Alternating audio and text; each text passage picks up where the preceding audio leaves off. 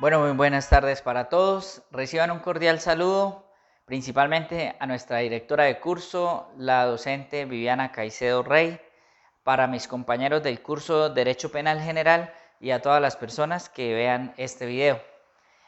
En el día de hoy, pues vamos a presentar el desarrollo de la fase 5 de nuestra materia Derecho Penal General. Nombre de la fase, estructura del delito. Bueno, pues para iniciar con esta importante temática que vamos a desarrollar el día de hoy, lo primero es definir, digamos, dentro de todo el ámbito del derecho penal general, qué es la autoría del delito. Vamos a mirar a los diferentes tipos de autorías y la participación de las personas dentro de las conductas que son punibles o son sujeto de algún tipo de sanción o van en contravención de nuestro ordenamiento jurídico o de nuestras leyes. Entonces, lo primero que debemos definir es la autoría del delito, lo que se entiende como la condición de ser el autor material de un delito, es decir, la persona que está relacionada directamente con la conducta que está previamente descrita en el Código Penal. En términos generales, pues se puede definir como autor del delito a aquella persona que materialmente lo realiza, ya sea, digamos, con un contexto de dolo, es decir, de una manera intencional para la comisión de dicha conducta o de una manera, digamos, imprudente, por así decirlo, en la que pues como tal no se cataloga propiamente una conducta que lleve en cierto modo una carga de dolo o que se haga el daño de manera intencionada. Es importante mencionar que en el ámbito del derecho penal la autoría del delito es fundamental para saber en cierto modo cómo impartir las responsabilidades. Es decir, cuando se comete cualquier acción que está tipificada dentro del Código Penal, es necesario que nosotros conozcamos las reales responsabilidades, porque dependiendo de ese grado de responsabilidad y de otros aspectos como el dolo o digamos la intencionalidad de hacer daño respecto al hecho cometido, buscan, digamos, en el Código Penal, buscan la sanción de dicha, por decirlo así, de dicho comportamiento. Entonces es muy importante reconocer, digamos, cuál es el grado de culpabilidad para impartir en esta misma proporción y dependiendo de ese grado de culpabilidad, las sanciones que estén tipificadas dentro del Código Penal. Además es importante mencionar que la autoría no se realiza de manera individual. Existen dentro del ámbito del derecho penal otros aspectos como la coautoría, que digamos son acciones que se realizan no solamente, digamos, de forma directa, sino donde varias personas se ponen de acuerdo para cometer algún tipo de conducta punible y pues este hecho delictivo tiene una serie de participantes. También hay una autoría directa, por así decirlo, que ya es cuando la persona propiamente realiza esa acción que está en contra o que está tipificada dentro del Código Penal como un delito. Está también la autoría mediata, que en este caso una persona utiliza a otro como instrumento para cometer el delito, es decir, el autor ejerce un control, el autor intelectual ejerce un control sobre el autor material, manejando factores como por ejemplo la presión económica, la presión a través de pronto de algún tipo de chantaje o algún tipo de conducta que obliga a que el autor material cometa el delito. Es decir, esa autoría mediata lo que hace es que se instrumentaliza a otra persona para que materialmente realice la conducta punible. Casi que podríamos hablar que en este tipo o en esta tipificación de participación o de autoría es donde existen los conceptos de autor material y autor intelectual. Obviamente, pues las responsabilidades, dependiendo de la conducta que se materialice y que esté tipificada dentro de ese Código Penal, pues va a asumir una serie de responsabilidades o sanciones para cada uno de los participantes. Bueno, ahora vamos a hablar de, digamos, de los tipos de participación que se tienen dentro de las conductas delictivas o dentro de, digamos, la comisión de los delitos. Primeramente, pues tenemos la complicidad, que técnicamente la complicidad se refiere a la asociación de dos o más personas en la comisión de un delito, es decir, digamos que el grado de participación directa o indirecta en las diferentes etapas del delito, porque ese tipo de complicidad se puede dar desde la planeación de la acción, que es antes de cometer dicha acción, digamos, o sí, dicha acción que está tipificada dentro del Código Penal, durante la ejecución, que sería algo así también como una complicidad dentro de la autoría directa del delito, y posterior, por ejemplo, en conductas donde, pongamos un ejemplo, se hace el atraco o el robo a un banco y la persona que espera después de que se realiza el robo en recoger a los que cometen la acción delictiva en algún vehículo, en algún medio de transporte, para sacarlos de la zona donde se cometió dicho delito, y también puede ser, por ejemplo, para esconderlos, para ayudar a hacer el blanqueo o, digamos, la legalización de ese dinero que se ha hurtado. Entonces, digamos que este proceso de complicidad se puede dar en las diferentes etapas del delito. También digamos, otra figura de participación es lo que conocemos como la inducción o instigación. Esa instigación, como lo mencionábamos anteriormente, está muy estrechamente relacionada con los autores intelectuales del hecho, es decir, de las personas que se valen de otras para cometer cualquier tipo de conducta punible o para cometer cualquier tipo de delito, y usan esas personas a través, por un lado, de diferentes presiones, o por otro lado, simplemente con el hecho de ofrecer de pronto grandes sumas de dinero, instigan a un tercero para que realice de manera directa la autoría material del hecho. Pero ellos son quienes realmente, a través de presiones o a través simplemente de una financiación, son quienes realmente tienen la idea de cometer esta conducta punible. Bueno, vamos en este momento a hablar de lo que son los dispositivos amplificadores en el derecho penal. Estos son mecanismos o herramientas que, digamos, que permiten extender las responsabilidades del delito más allá de la propia autoría directa del hecho. Es decir, que, digamos, no serían como tal considerados como una autoría directa, sino que son mecanismos que permiten de una u otra forma establecer participación de otras personas dentro de la comisión de los delitos.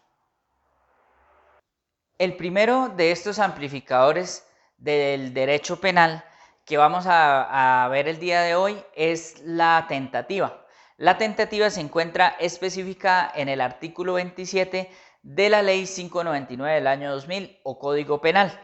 La tentativa, en resumidas cuentas, nos habla este artículo de que la persona que por alguna razón ajena a su voluntad tuviese toda la intención de realizar o cometer algún delito, pero por algún motivo ajeno a su voluntad este no se llevara a cabo, tendría de igual forma una sanción que podría ir no menos de la mitad de la conducta punible si ésta se hubiese materializado, y su pena no debe superar tampoco las 3/4 partes de la materialización del delito. Asimismo, también si digamos estos hechos donde se llegare a presentar algún tipo de arrepentimiento y al final esa persona tratase por manera voluntaria de impedir la comisión del delito, aun cuando éste ya hubiese empezado su desarrollo, la pena iría entre una mínima de la 1/3 parte de la conducta punible materializada y una máxima hasta de las 2/3 partes, de acuerdo al artículo 27 del Código Penal colombiano. También tenemos dentro de estos amplificadores del delito el concurso de personas dentro de la conducta punible establecido en el artículo 28 del Código Penal colombiano, que pues en resumidas cuentas nos habla de que concurren en la realización de una conducta punible los autores y los participantes del hecho. Es decir, aquí entraríamos a tratar los temas de las coautorías o, por ejemplo, de la acción, digamos, de la acción mediata que mencionábamos anteriormente, donde la persona, a través de ser como ese autor intelectual, a través de instigación, a través de complicidad, también hace parte de la comisión del delito. Entonces, en este artículo 28 del Código Penal se tipifica también el concurso de la conducta de la persona en la conducta punible. Bueno, continuando con este análisis de los amplificadores del tipo penal, tenemos en este momento, vamos a realizar el análisis sobre el concurso de conductas punibles establecido en el artículo 31 del Código Penal y modificado por el artículo 1 de la Ley 2098 de 2021. Aquí es importante resaltar, y lo que nos dice este artículo es que la persona que a través de una sola acción u omisión o con varias acciones u omisiones infrinja la ley estará expuesta a, digamos, o quedará sometido a la pena más grave según esté establecido dentro del ordenamiento jurídico y hasta superar, si las, digamos, contravenciones son en repetidas ocasiones, hasta aumentar la pena máxima establecida dentro del derecho penal. Entonces aquí digamos que ya entramos a tratar temas como por ejemplo de las reincidencias en la comisión de delitos. Entonces es importante mirar que a medida que se van aumentando ese número de conductas siempre basadas o siempre yendo a cometer la misma actividad delictiva o hecho delictivo, pues los procesos sancionatorios van a ser más rigurosos. Aquí hay que tener en cuenta también que no se cumple, en cierto modo, digamos que dentro de ese código, o no tanto dentro del código, sino dentro del derecho penal, los fines de la pena, que técnicamente los fines de la pena lo que buscan es la resocialización, pero nos damos cuenta que cuando este proceso no es adecuado y las conductas no se extinguen a partir de las penas aplicadas, sino que hay reincidencia, entonces se debe, digamos, aplicar con mayor rigurosidad este concurso de las conductas punibles. Bueno, continuando con esta fase 5 de la materia Derecho Penal General, pues tenemos, y después de haber hablado de los tipos de autoría y participación dentro de las conductas punibles, así como también hablando de los amplificadores del delito dentro del tipo penal,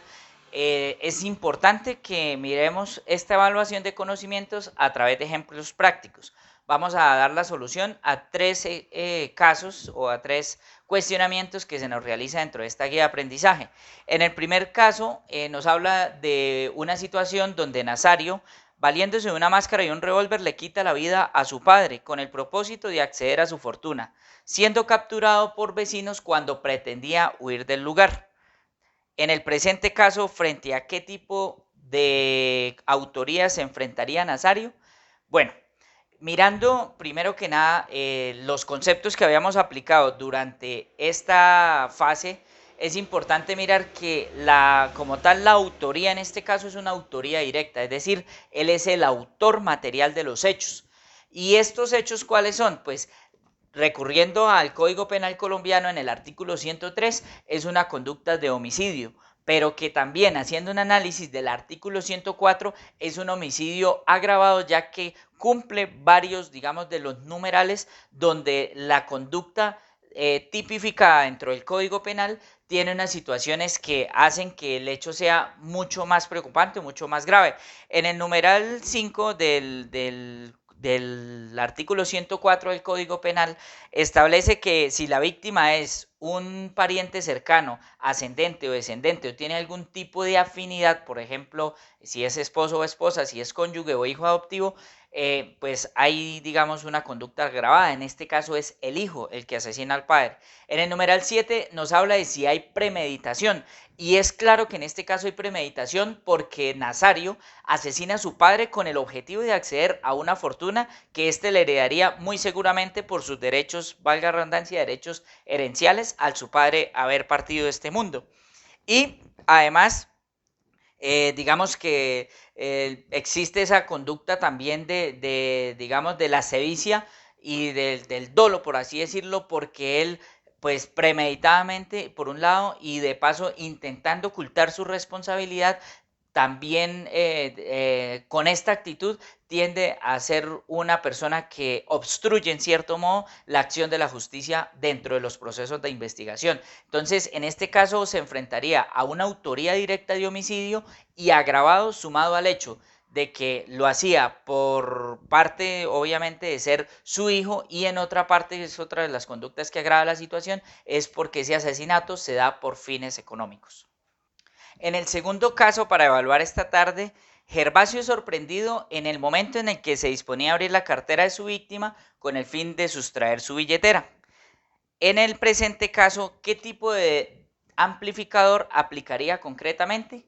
Bueno, primero que nada, pues vemos que la conducta punible o el delito que se está cometiendo en este caso es el delito de hurto, el cual está tipificado en el artículo 239 del Código Penal colombiano, Ley 599 del año 2000.